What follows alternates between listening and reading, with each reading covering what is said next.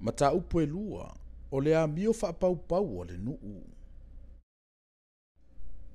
Ia outou whape atu ia outou uso, a mai.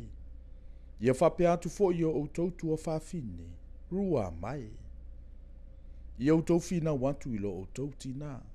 Ina fina watu ia. Awa e leo la uawa ia. E leo la natane fo iau. Ina la fo ia na faita anga ia te ia. Mana muli lua fo ia ile vao na susu. Ne ia utala e se ina ona ofu. Matu watu ia te ia pei ona iai le aso na whanau ma iai o ia. E a vea fo i o ia. Pei o se vao. Ma a vea fo i pei o se nu nau mati.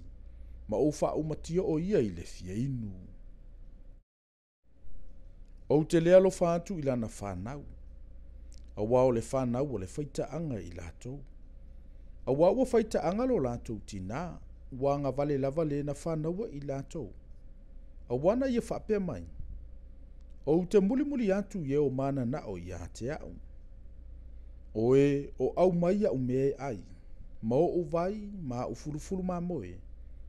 Ma u lino, ma u suau, ma u me inu. O le mea lea. Whaauta, o te pupuni a ilo wala i la au tuitui. O te si o ina fo i o ia i le pa.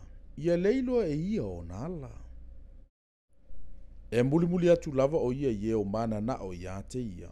Ai le mau atu i lato we ia. E sa ili o ia ia te i lato ai le iloa. O na whapema ia i le o ia. O te alu. O te toi fo i la utane mua. A wasa sili lo manuia ana mua. I lo manuia i nei ona po. A wana le iloa e ia. O au lava. Sa fo ina atu ia te ia o saito mawaina. Masuau. Na ufa atele ina fo ia na ario. Mana auro na lato sau nia mo pa ala. O le melea.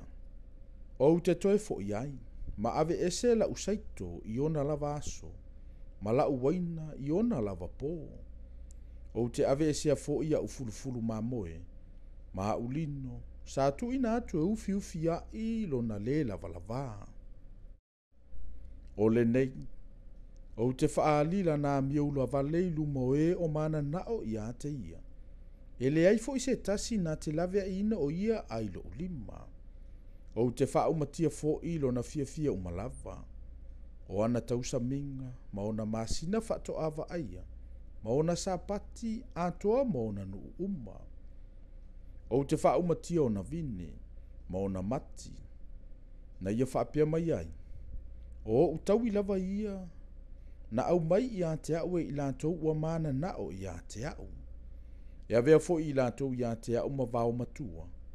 E aina ilatou e manufe ai. Bo fetalai mai Jehova. O te tawi atu ia te ia ona po pa ala. Na ia whaamu ai mea manongi ia te ilatou. Na ia tifi fo ia te ia i ona mama. Ma ona te unga. Na ia muli atu fo i ena mana na o ia te ia. A ua whaangalo lava ia te au. Ai peita ia au. Whaauta o te whaole ia te ia. Ma taita ia te ia i le vau.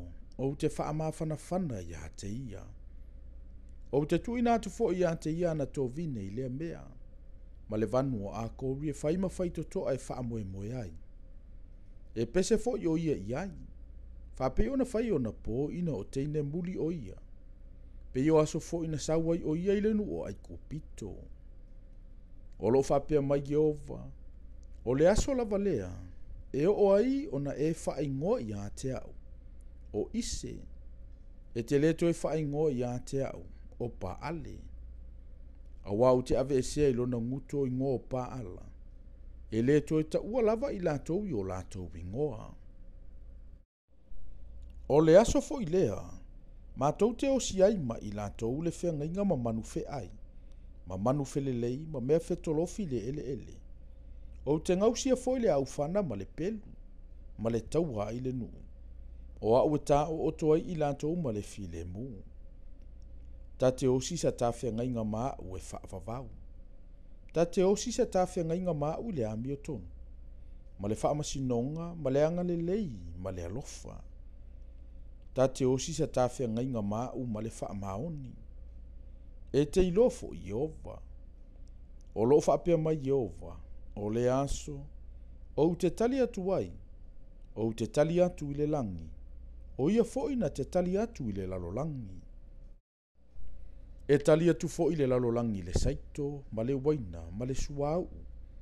O i lato fo'i lato te tali atu ia i se re elu.